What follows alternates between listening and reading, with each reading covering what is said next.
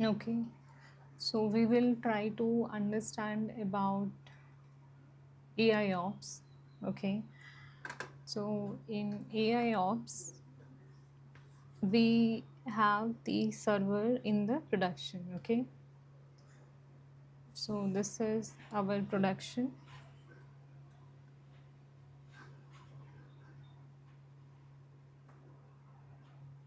Yeah, so this is the production we have. Okay, in the production we have server 1, server 2, server 3 and 2n, and there are multiple API who are talking to each other uh, in a production. And what we are doing, we are monitoring the infra of all the servers, because these applications will be running on some server. So we need to trace, we need to have logs, we need to have matrix of all the infra and applications. Okay, that is the traditional way. Now what happens, like we have SRE, okay, site reliability engineers. So site reliability engineer, what they do, they do RCA in, there is a trias call,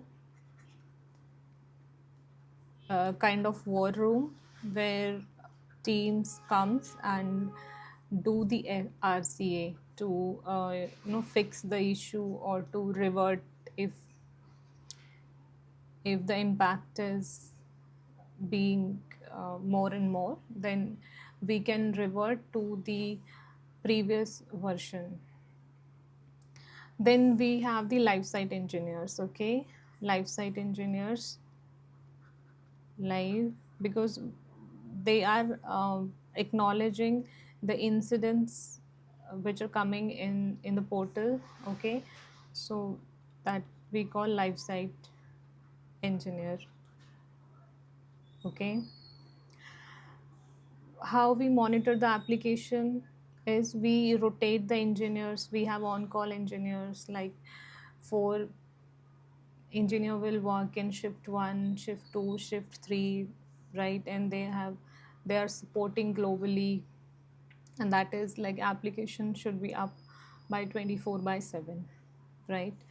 Now when the incidents happen, so it is, that could be, let's say, 100 times a particular incident happened in last 30 minutes.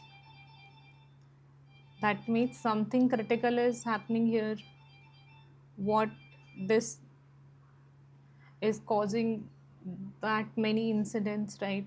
So what engineers do, they used to mitigate by, that could be like they take access to server, or they take access to DBs, and they restart the server, or they scale the server, they reimage the server, or for the DB they may run the SQL queries to kill long running queries. Okay, so that is manual approach, it takes more time. So then what is the role of AI here? If we go down, so to understand that AI role, first we need to understand, because we have the agreements, we have some legal contract with the customer, like your application may go down for 1 minute. Let's say it went down for more than 1 minute. So in that case, the company needs to pay the customer, because what they agreed upon, they haven't made that promise due to any breakage. That could be in infrastructure, that could be in application. Okay, we have some indicators, right? We have some objectives, and we have some KPI, that is key performance indicator. Let's say the incident needs to be acknowledged within 1 minute, and let's say there are 500 incidents per week, they are acknowledged in 5 minutes, right? So we are breaching the uh, agreement, right? But when AI comes in the picture, what happens? It is being automated. Now there are many agents who are working. Let's say there are multiple agents.